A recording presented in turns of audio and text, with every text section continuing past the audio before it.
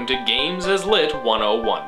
We've established all throughout this series that interactivity is the thing that sets video games apart from other art forms, the thing that lets them tell stories in a way that no other artistic medium really can.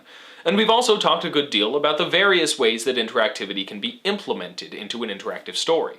Some would argue that the best way for video games to tell stories is to allow the player as much agency as possible.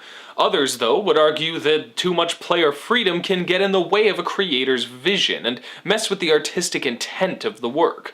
The battle between these two viewpoints is long and vicious. So today, we're going to figure out which approach is right by taking a look at the Stanley Parable. The Stanley Parable was released originally as a Half-Life 2 mod in 2011 by developer Galactic Cafe, and was later given an official Steam release in 2013. It seeks to explore this very concept, so it should help us find some answers. The game puts the player in the position of Stanley, a normal person sitting at his desk. The narrator tells the story, and it's up to the player to decide whether they want to go along with his story or deviate from it in a variety of ways. It's a rather meta little game that clearly seeks to answer this question of how interactivity is best implemented within this medium. So hopefully, by examining this game, we should be able to draw a pretty definitive conclusion. The Stanley Parable is famous for having a whole lot of different endings, but I have talked in the past about how games can often use a lot of different endings to still point to the same thematic conclusion. So let's see what answers the Stanley Parable has for us. First, of course, I have to warn of spoilers. This analysis is going to give away most of what there is to give away about the game, and it's pretty short and inexpensive, so you really should try and play it before watching this. To add to that, due to the game's rather unorthodox nature, I can't really summarize it the way that I usually summarize game stories in these analyses, so even for the sake of understanding what I'm talking about, I do recommend that you play the game first. So, that all aside, let's dive into the Stanley... The game professor wondered, what could this game reveal to him? Would it finally provide the answer to this question that had burned so fervently in his mind for so long?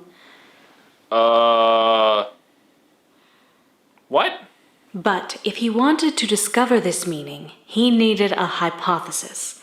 Whose side is the Stanley Parable on? The artists or the players? Which perspective should he take? Okay, well, the creepy disembodied voice does kind of have a point. It's always good to start with an idea of what the game means, so let's... He had to choose which door to walk through. Wait, what? A door? Why? Can't I just talk about it here? He had to choose. No, I mean, seriously, this chair, I mean, it's kind of squeaky, but it's comfy, and it's kind of a trademark of the series. Which door, Professor? All right. I'll walk through the stupid door.